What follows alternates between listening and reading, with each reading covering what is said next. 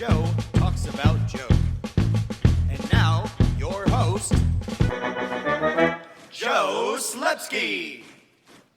Hey everybody, and welcome back to Joe on Joe. It's me, your host, Joe Slepsky, and it is part 2 today of the 1990 Action Force Annual, wherein our G.I. Joes are concerned for the welfare of their mate, Gung Ho, who has seemingly gone off the reservation and started doing some mercenary work, and we need to get to the bottom of it. It's very exciting stuff. He's in the, I believe was he in Cambodia? Lots of stuff going on this week. Excited to get back into it. For those of you new to this show, Joe on Joe is the only podcast where I've talked about every episode of the Sunbow cartoon, the DIC cartoon. We've done Extreme, and we've also covered the Marvel comic books, and let me think. Yeah, and now we're doing some of this, and we're doing some Action Force stuff. We've done, we're just the home of a lot of stuff. Been around for a while, and I appreciate you guys jumping on, joining in, and having a lot of fun. If you want to join us online, you can find me at Facebook, Twitter, and Instagram at Joe on Joe Pod. You can send me an email to joeandjoepod@gmail.com, and that is your direct line to a good time. If you want to be a guest on this show, please reach out. We have segments called You on Joe, which for the next 2 weeks after this episode, we're going to have a couple great You on Joe interviews. Spoiler alert. And I know you're going to love them because I had a lot of fun recording both of them. So that's exciting for the next 2 weeks. And, you know what else is exciting? Because we're getting into Oscar time. If you guys love movies like I do, I just saw Mean Girls over the weekend. It was good. It wasn't, I feel like it was afraid to be a full blown musical. Like it wanted to say, yeah, we're kind of like the old movie, but we're our own thing. So it got better in like the second half of the movie, but I thought it was charming. It was totally charming. You know, I don't know if that's your thing. I've seen the original like once. I didn't really love it. So this was fun. It was fun.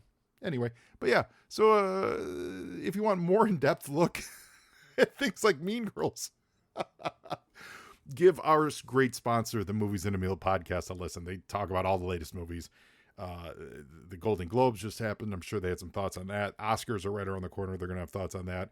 I believe the Emmys were just last night, so they're going to have thoughts on that. Maybe. I don't know if they... Yeah, well, no, they do TV. What am I talking about? So give them a listen. In the beginning of time, the smallest organism gained sentience and thought to itself, I really need a good meal. Then, a bunch of other stuff happened, and finally the Lumiere brothers started showing movies in France. This was all the inspiration that fellow broadcasters Brad, Keith, and Ben needed to combine these two primal needs into the Movies in a Meal podcast. The Movies in a Meal is one of the most casual and relaxing film talk podcasts you could ever listen to. These three friends enjoy a good meal together while talking all about the movies. And not just reviews. They do favorite lists, comparison discussions, genre talks, anything and everything that you can think of. They've even broken their solemn promise inherent in the name and branched out into TV talk. So I love the variety of films they bring to the table. They cover new releases, classics, cult films, often in one episode. It's really a delight to listen to, and it has something for every movie fan out there to enjoy. So if you're looking to grow your podcast library, if you eat meals, and if you've ever seen a movie, then you should give Ben, Keith, and Brad a listen and subscribe to the Movies in a Meal podcast. They've been a great sponsor to this show. I love the Movies in a Meal podcast, and I'd like all of you to love them too. And we're back. I've got this week, Mutt and Junkyard Classified came in the mail, and boy, are they pretty. They're very pretty figures, guys. I really, really like them. Not only is it obviously a fan favorite figure of probably everyone's, but I think they look good. I think Junkyard probably looks as menacing as he's ever looked. I love that they gave him a smiling face too. The body armor is a great addition. I like Mutt's the scars on his face. I like that it's like 2 quick scratches. That makes me think it was a cat for some reason. Like he got cat scratched, not dog scratched. Junkyard would never hurt him. He got cat scratched. But yeah, so I got that this week. I think that's it. This is the week that Cobra, Cobra Commander, I guess is the full name. Cobra Commander drops the new comic book from Skybound and Image. So that when this show airs, that book will be on the stands. So give it a listen. Give it a read, rather. Give us a listen. Give it a read. I know you're going to enjoy it. So Action Force 1990 annual. as we said, there were a couple profiles in there.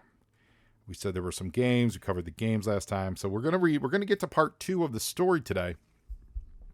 But we're going to also, let's check out some of the classified names. So it's basically the same kind of stuff you'd see on their file code, or more importantly, the order of battle entry. But this one's on Dr. Mindbender. There's a couple little differences. Dr. Mindbender was, at one time, an excellent orthodontist. He was held in respect by the community and was judged by many to be generous and honest. His passion for electronics led to tinkering with an electric brainwave stimulator as a means of relieving dental pain. Unfortunately, the good doctor made the tragic mistake of experimenting on himself. The machine malfunctioned, causing a complete personality change. He became hateful, deceitful, and vain. Dr. Mindbender abandoned his practice and devoted all his time to perfecting his digital brain scrambling device into a hand-portable weapon system capable of reducing the most strong-willed individual into a cowering wimp, which up till this moment, I always forget that, yeah, he did come with a little portable mind zapper thing. I always forget that about Mindbender, with the little plastic hose on it. Let's see here. So once he had done so, he began to use the stimulator to practice blackmail and extortion. Now, you know you're an action force when they spell practice with an S. However, via the criminal underworld, he was approached by an extremist Middle Eastern government. They put Mindbender and his machine to use as a spy. Using the stimulator, he, quote, stole, unquote, top secret information from high-ranking military personnel and armament researchers. This information was then bought by his Arab employers for a very substantial fee. By now, Cobra, ever alert for new raids to subjugate and control, began to show an interest in Mindbender's handiwork. He was approached by a Cobra agent who had been advising for the good doctor's employers. Mindbender was told that if he joined Cobra, he would be guaranteed virtually unlimited funds to continue his research. Mindbender agreed. Aside from constructing various brainwashing and scrambling devices, Mindbender is also believed to have conducted research into genetic tampering and DNA splicing. I love Mindbender. I've always loved Mindbender. I know he's always a hit or miss with people because the way he looks at the shirtless look and the mustache and the monocle and stuff. I think that's all a winning combination, I gotta be honest. And then the simple fact that basically, orthodontist, I know is different from dentistry, but he's basically a lunatic orthodontist that has mastered mind control and electronics, robotics. Like, he's done all of this and he can pull a molar. That's a winner for me. So we've also got a profile here on Lieutenant Falcon. Now, his place of birth, according to Action Force, in the Action Force universe, is Glastonbury, England. Lieutenant Falcon is of Anglo-American descent. His father served with the 10th SFGA Special Forces Group Airborne at Fort Bragg's Smoke Bomb Hill. While on an exchange tour with the SAS in Britain, Falcone Sr. met and married an English girl. She followed her husband to America after Vincent was born and became a citizen of the United States. Vincent enlisted in the Army as soon as he could and quickly became the family's second-generation Green Beret. Green Beret is the nickname for the U.S. Special Forces. Joining the 5th SFGA's Blue Light Counter-Terrorist Unit as an A-Team Executive Officer, XO, Falcon trained in demolition, language studies. He is proficient in Spanish, French, Arabic, and Swahili, and field medicine. On completing his training, he was sent with his team into action in Latin America. Here his A-Team, which, by the way, is where the A-Team comes from, were assigned to an isolated sector of thick jungle. Their job was to stop cross-border operations by anti-governmental guerrillas. To do this, Falcon decided to win the, quote, hearts and minds of the people of the isolated village in his sector by providing medical care, aiding in construction and farming projects, and giving his M16 rifle to the village leader. He was able to persuade the people to stop giving food and supplies to the anti-government figures. Within 2 months, all guerrilla activity had ceased. Falcon's A-Team had managed to accomplish what massive air power and hordes of infantry had not, without firing a shot. Now, Falcon serves as Hawk's second-in-command of Action Force U.S. contingent, although he regularly operates in Europe alongside his counterpart, Flint. I wonder if they made Flint his counterpart just because they both have the snappy headgear. I think there was one more. Oh, yeah, there totally is one more, and it's on Cobra Commander's battle armor. It's all the way at the end. This is interesting. And so It's a good drawing of the battle armor. Do they give us a credit up front who draws it? They don't. But it's very... I mean, it's got Simonson vibes to it. It's not, I mean, it doesn't feel like it though, but it's got that vibe to it. It's really, it's kind of a cool drawing of this. And it also feels like they flattened it. Like however the initial drawing was of this battle armor, it looks like it feels like they truncated the top maybe to fit the space or something. Because just above the waist, it looks like he's shorter than he should be, or his head's too smashed or something. However, having said that, it's kind of a fun drawing, and I mean it when I say there's notes of Simonson in here. The way the metal, the glinting on the metal, very much that. His hands do, although his right fist does not have that signature middle knuckle kick up that Simonson gives. So, I mean, I'm not saying it is, but it's got that vibe. Whoever's drawn this was definitely channeling him. And frankly, his look for Apocalypse. So, wouldn't be surprised because there's a little bit of a similarity between the Apocalypse armor, the traditional, very first early images of Apocalypse, and this the Cobra's battlesuit armor. This might, I mean, yeah, I don't know. Anecdotally, this might be the best looking I've ever seen this armor drawn. It's pretty cool. Check it out for sure. So it says top secret for the attention of Hawk, Lieutenant Falcon, and Flint. Collated data on Cobra body armor, battle armor. Again, you're an Action Force when they spell armor with a U. 2 weeks ago, we received a coded transmission from our source in Mars, Military Armament Research Systems, Corporation's London section. It stated that a full bodysuit of battle armor was being constructed under Destro's direct supervision for personal use by Cobra Commander. The suit, we now know, combines flexible bulletproof polymer fabrics, 10mm composite blazer plates protecting vital areas, and beryllium steel plating components. The entire suit has thermostatically controlled air conditioning, is solvent resistant, and has full NBC, nuclear, biological, and chemical protection. All air entering the suit is passed through a series of filters and scrubs before being inhaled. The plate parts are understood to be able to take direct hits from a heavy machine gun up to 50 cal. Flexible areas can apparently stop anything up to 357 Magnum. There are also built-in laser sensors to detect laser energy from designators or spotters. The helmet is fitted with an integral communication system which is hardened against EMP, electromagnetic pulses.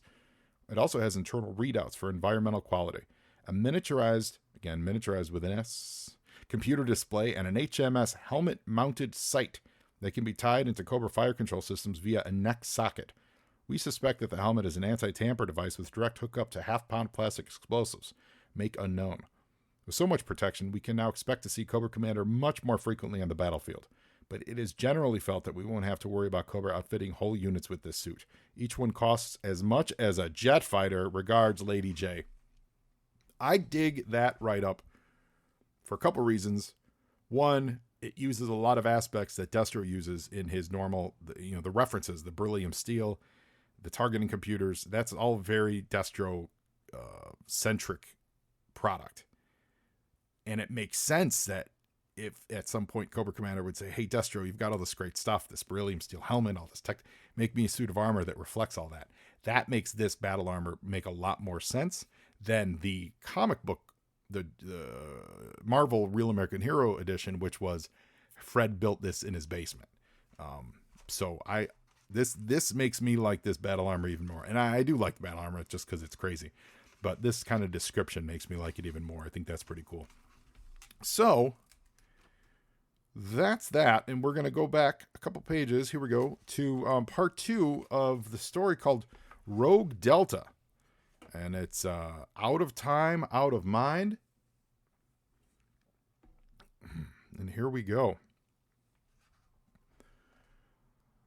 They have called it Grave Island and said it was their home. It was a barren place in the midst of the dead waters. This was where Hades had existed through a living death for 10 years. Oh yeah, Hades was the group of U.S. soldiers from Vietnam that Gung Ho served with, and he thought they had all died, at this point, 15 years ago, I think. So, or maybe it's 10 years rather, because it says through a living death for 10 years. So yeah, he thinks they've been dead for a decade. The Gung Ho knew he was in shock.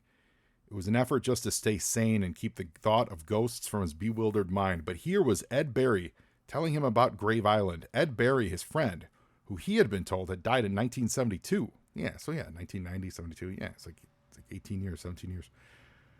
And there was Jack Saint and Mikey Jabowski and Steve Delaney, the medic. It was maddening. He was in a chopper full of ghosts, and he didn't believe in ghosts.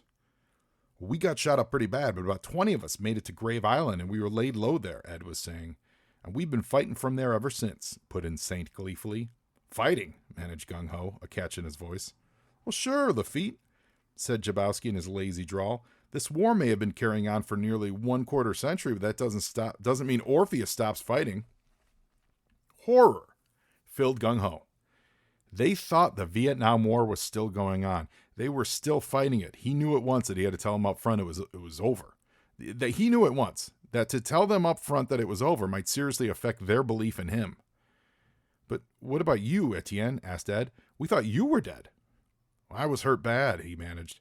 Then, with gathering confidence, groan of desperation, I made it back and was assigned to a special operations group.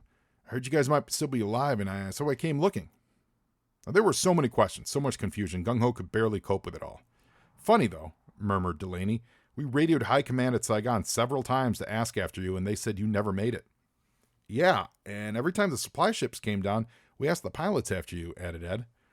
Well, I've been doing some very hush-hush covert stuff, invented Gung Ho hastily. High Command probably thought it was better if I was officially dead. Well, that settles it, thought Gung Ho. After what they've just said, it's clear that it's not just a case of Orpheus being cut off and thinking the war's still on. Somebody has been telling them so and letting them believe it, but who and why? We're coming in, cried Saint. The others will be so surprised to see you. Through the hatch, Gung Ho could see the Grave Island complex. Security bunkers, supply dumps, hangars housing at least another 4 gunship choppers. How many others, he asked.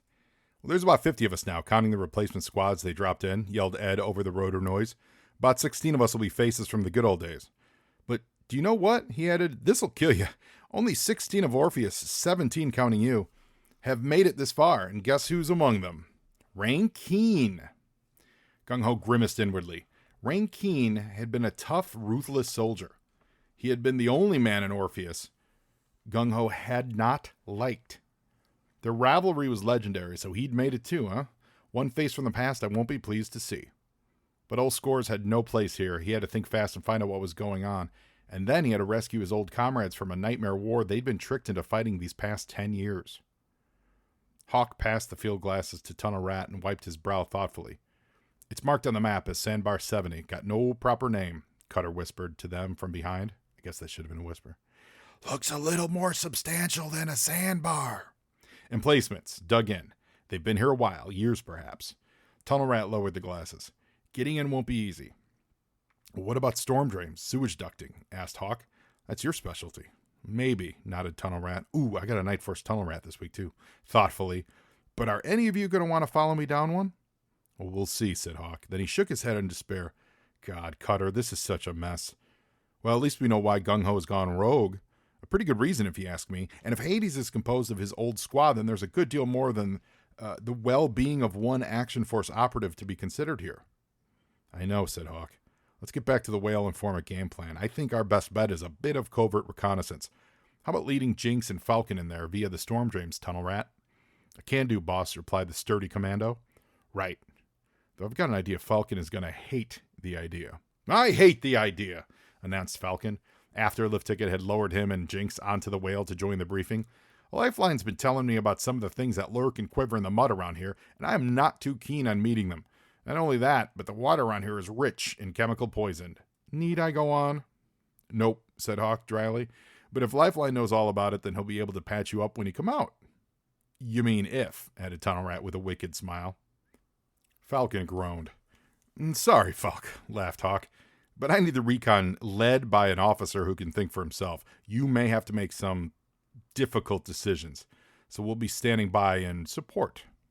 Any questions, Jinx? I take it our primary objective is to locate and bring out Gung Ho, and our secondary objective is to deduce the truth behind the Hades operation.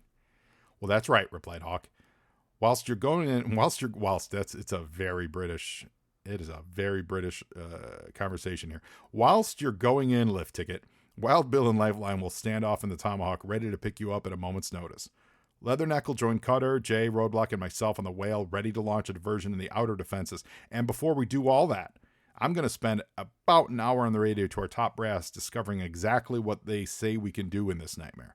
Falcon, get your team going and radio us before you enter the base. We'll give you an hour inside before making our move. Good luck. On Grave Island, the nightmare grew worse for Gung Ho. On landing, he was surrounded by all his old friends, laughing, asking about the big outside and the state of the god-awful war. Gung Ho lied and lied again, making up stuff about offenses, tactical withdrawals, resounding victories. As the crowd of old familiar faces led him to the canvas mess hall, Gung Ho could see the other men, silent, standing off away, watching. They were new, unknown. They, he felt sure, saw the measure of every lie he uttered. In the mess hall sat Rain Keen, looking up with a sneer from his sea rats, unchanged and still hatefully arrogant. Well, how's tricks, feet? He asked. Same as they ever were, Gung Ho replied with a nod. Rankeen rose and walked away, leaving Gung Ho in the swarm of his pestering, jovial friends. Rankeen crossed the compound and entered the blockhouse reserved for officers only. 2 guards, new guys, breasted their assault rifles in salute as he wandered into the room the men called the Oval Office. Trouble, Rankeen muttered, stubbing out his after-dinner Lucky Strike in a handy ashtray. Big trouble, from the good old days. I know, replied the man in the armchair. I've been informed. Bigger trouble than you realize. How so? Asked Rankeen, perching on the arm of the other chair. Our new friend, your old friend, has done great things since the end of the war. The man in the armchair removed and polished his monocle absently, such as, Etienne Lafitte is now Gung Ho, a covert operative of the International Anti-Terrorist Organization, Action Force. Well, I'll go back and waste him, spat Rankeen. Not yet. He would be more useful to us, turned as an ally, and I will attempt to win his spirit, added Dr. Mindbender, tonight. So now I get to do a Mindbender. Schwarzenegger, that's fun. There's a fun drawing on Mindbender on this page, too. When sleep had taken him at last, he had been in a dormitory surrounded by the snoring forms of his old Orpheus friends. Now Gung Ho awoke to silence. The dorm was empty and shrouded in blackness. On the guard walk outside through the net shutters, he watched a single bulb swinging in the night breeze. Nightmare prickles covered his body. The flash of a match spun him around. Someone seated on the edge of his bed was lighting a cigar, his face illuminated by the swelling flare of the flame. Who are you? Gung Ho croaked. I'm the last person you expected to see, Gung Ho, and the last you want to see. The man's voice was measured, droning, almost hypnotic. You know me by a nickname, Dr. Mindbender.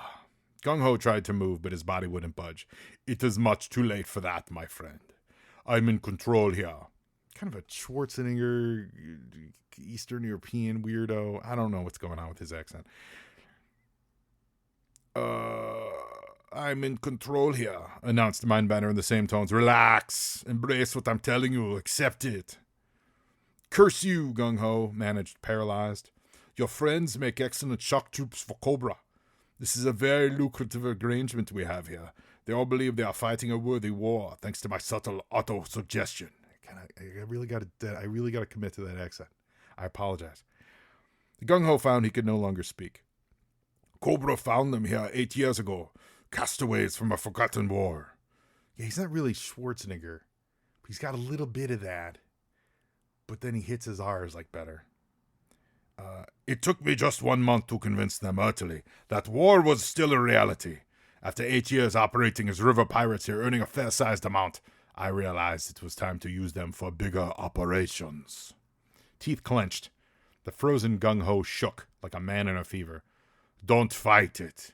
Become one with us. I know your courage as a soldier. I know how it would aid us. Come to Hades. Fight again the old war with your brothers. With a snarl, Gung Ho launched himself from the bed straight at Mindbender. but the blow from behind knocked him unconscious before his hands could close on the Cobra officer's throat. "Shame," muttered Mindbender to Rankine, eyeing the fallen man. "He would have made an excellent trooper, but his willpower and resistance are amazingly strong." Rankine cocked his automatic pistol. "No," ordered Mindbender. "Do you want to wake the whole camp? Get a couple men, Cobra men. Tie him up and drop him down the sink well. The tide will wash his body away. You can tell his friends in the morning that he had to leave urgently. Covert exercise. We mustn't damage their faith in us now, must we?" There was a stink and mud and rising, oily water all around him. Blackness. Gung Ho began to choke as he came around. We all know this happens in every story. They really just not that I'm saying I want Gung Ho dead, but really they would have just shot him and made an excuse. Like he went for a gun and call it a day. Anyway, but Gung Ho's still alive and he began to choke as he came around. He struggled, but his hands were tied. The only light came from a tiny moonlit grill. 12 meters above him, but it might as well have been a world away. Gung Ho tried to scream in fury and desperation, but his mouth was gagged with oilcloth. He began to sink in the rich chemical tide. Then the flashlight caught him. He knew it was over now, for good. "Well, well, well," said Tunnel Rat, hauling his friend up by the shoulders. "Must stay put while we get a plan of operation formed.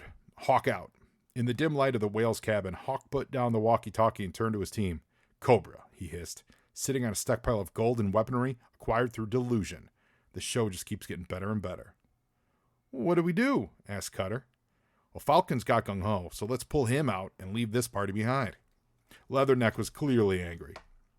"Agreed," said Hawk, "but we can't just let Grave Island continue to operate like this. So we try to take it on with a chopper and a hovercraft, both low on firepower after yesterday's little fracas."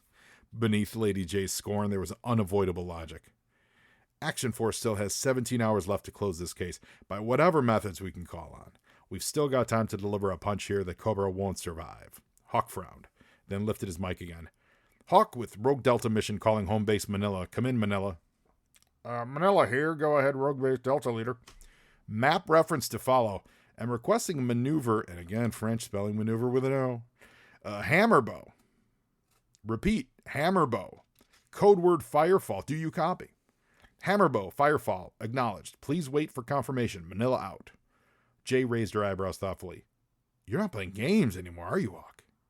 In the dark stench of the drainage tunnel, Falcon whispered and, quote, "understood, Hawk," into his mic and turned to the others. Jinx, Tunnel Rat, and Gung Ho. Hawk had decided this Cobra show has got to end now. We've got 1 hour to shake our tails back out of here. Let's move. 1 hour and then what? Asked Gung Ho edgily. Then Grave Island ceases to be a fact. He's called in an airstrike. 3 conquests from home base Manila. Time to go. That's those 3 conquests on the cover of this annual. Boom. That all comes together. Seriously. That's great. "Well, just hold on." There was fire in Gung Ho's voice. "I've come this far. I appreciate the assistance you guys gave me more than anything I can say, but I'm not leaving my buddies in this rat hole to take 20,000 pounds of saturated bombing. They're not to blame for this nightmare. They don't know the truth." Falcon shrugged. "It's too late, Etienne. There's too much mess for us to sort out. The odds are too great. We can only pull out and leave it to Slipstream's squadron to finish the job." "Well, no way," Gung Ho growled. "You go on without me, but I stay. Trust me, they need my help after all these years." He began to back away down the tunnel into the dark. Falcon ground his teeth, conflicting orders rising in his throat, all of which he knew were futile. Words wouldn't stop Gung Ho. Falcon was aware that Jinx and Tunnel Rat were watching him. "I need the recon led by an officer who can think for himself. You may have to make some difficult decisions," quoted Jinx dryly. "Do you remember everything Hawk says?" snapped Falcon. "Only when he sounds like John Wayne," she answered. "Damn it," said Falcon. "Damn it. Close up with me, Gung Ho. Wait up. You got yourself some backup." The waters of the South China Sea were dark under the nocturnal blanket. Slipstream edged west, leading his wingman, and checked the system of his Conquest X-30 once again. "Firefall leader to Rogue Delta. We are touching Mach 2, and the outlook is clear. Final approach will commence in 27 minutes. Over." Rogue Delta to Firefall leader. "Good hunting. Out." The fighters cut on through the night. "Falcon, get your team out of there. Now, that is an order," bellowed Hawk into the mic. "Say again, Hawk?" "Reception is bad. I can barely copy you," crackled Falcon's voice. "Falcon, Falcon." Jay shook her head. He switched off the set. Of all the crazy, half-baked, brainless stunts, snarled Hawk, there's no way they could take on these sorts of odds and come through. Even if they did, they'd still be on the island when the firefall takes it out. Well, unless, began Cutter. Nah, I'm too crazy to... Hawk paused. How long? Well, 21 minutes to strike, replied Roadblock moodily. Hawk looked around at his team. Witness, he announced. Your commanding officer goes as crazy as the jarheads in his squad. Cutter, start this crate up. Jay, get lift ticket on the horn. Roadblock, Leatherneck, get it to deck guns locked and loaded. Let's all go out in style. The light went on suddenly in the dorm. 15 sleepy Orpheus veterans roused angrily and drowsily at the intrusion. Raised voices died away at the sight of the 4 figures in the doorway. Gung Ho with an imposing Green Beret officer, a commando, and a veiled girl in red. The Marine spoke. My name is Falcon. I'm a lieutenant in the United States Armed Forces. I'm instructing you men to move it and follow me. You are not, repeat, not fully aware of the situation. You are being deceived into believing the continuation of the hostilities. Voices rose in anger again. Gung Ho's voice cut through it all like a razor. Stow it, Falcon, sir. They just won't understand that kind of speech. There's just one way. Gung Ho stepped into the center of the angry mob, raised his M16 he had borrowed from the Cobra Guard outside, and slammed back the bolt. Listen up, Orpheus. I came here because I'm carrying new orders from High Command direct. We have a new assignment as of this minute. Classification red. We must move right now. Saddle up. Shake your tails. Hey, cried Ed Barry. What's this new assignment? The big one you've all waited for. You're going home, guys. It's time to say goodbye to Grave Island and bug out. Something like a cheer began to rise. There were tears in the eyes of some of the old soldiers. But listen good, team, yelled Gung Ho. We got to stay real frosty on the way out. Intelligence reckons the enemy are going to try and prevent us from getting to our place in the sun. Orpheus were nearly all half-dressed now. Magazines slammed into stoners and M16s. Webbing belts swung over shoulders and hard hats were pulled onto heads. Close up, ordered Gung Ho. Fire team order. Watch your backs and move in bounding cover towards the dock area. Go! Let's rock and roll. Rock and roll's not on this admission. They swung out onto the compound in a bristling formation, but the arc-light gantry slammed on overhead and figures could be seen all around. Panic rose. Throw down your guns and lie in the dirt, demanded an amplified voice. You have no authorization to mobilize. Some of Orpheus looked like they were about to comply. Falcon shook his head. Hit and run, he yelled. Hit and run's also not on this mission. Take the game to them, Tunnel Rat. Help me get the lights. Confusion exploded in the compound. Falcon and Tunnel Rat made a break for the nearest cover, a row of jeeps, and opened up with the suppressing fire that sent the Cobra, imitation GIs, diving for cover. Then blackness fell again as Tunnel Rat's M60 joined Falcon's stoner and blasting the floodlights into fragments. Returning fire began, flickering muzzle flashes in the dark. Raised voices, the whine of bullets far too close. Move it, screamed Gung Ho, and Orpheus began to move, casting a devastating net of fire about it. It's no good, howled Falcon over the roar. They've got the weight in numbers and firepower. The party's theirs without a doubt. False dawn blossomed across the compound as Cobra troops fired star shells to illuminate the firefight. Tunnel Rat groaned. For sure, now they can see us again. There's no shooting out star shells like lamps. Well, use it to your advantage, ordered Falcon. To all those in the yelling distance, we can see them too. Pick your targets, selective fire. They did, but the return fire was fierce and pinning. Falcon cursed his luck and waited for the net to tighten up. The stockade wall by the blockhouses erupted, and a monstrous vision blasting half-caliber death wailed into the compound on its rubber skirts, headlights blazing. Hawk's voice rolled over the whale's tenoi. Orpheus, if you can get moving, get towards our front loading ramp on the double. The whale dropped its hatch open like a mouth, revealing Lady J and Hawk, adding their own covering fire with M16s to the already ferocious fire zone mustered by Roadblock and Leatherneck in the turrets. With Falcon leading, Orpheus ran the gauntlet of crossfire towards the armored hovercraft. Jinx, Gung Ho, and Tunnel Rat covering the rear, where several injured members of the squad were being hauled alongside their able-bodied colleagues. In the whale's cockpit, Cutter viewed the scene and bellowed into the radio mic to lift ticket. Backstop! That main defense tower is showering our boys with a lot of lead. Will do, Cutter, responded the chopper pilot from above. Like a terrible bird of prey, the big gunship thundered down into the light thrown by the star shells, loosing its remaining missiles at the Cobra Sentry Tower like lightning harpoons. The first of the Orpheus troops struggled aboard the whale. How long? Shouted Hawk. 6 minutes, replied Lady J against the noise, heaving an injured Jack Saint up the ramp. Where's Gung Ho? His friend Ed was hit, said Falcon, climbing aboard with equal amounts of blood and sweat soaking his face. He went back for him. The others are all aboard. We have to leave, said Jay passionately. From the ramp, Hawk and the others could see the fire that blossomed across the compound from the fallen sentry tower. Well, I'm afraid you're right, replied Hawk. We can't wait any longer. We have to leave for the sake of the ones we have managed to rescue.